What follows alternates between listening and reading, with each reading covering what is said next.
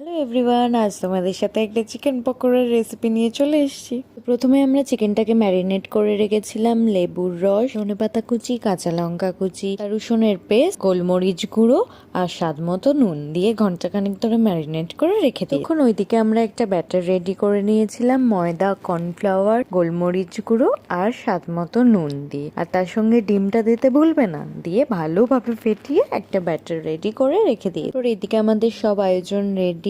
তেল কড়াই গরম করতে দিয়ে দিয়েছি, আর এখানে একটা টিস্যু পেপার একটা থালার উপর রেখে দিয়েছি।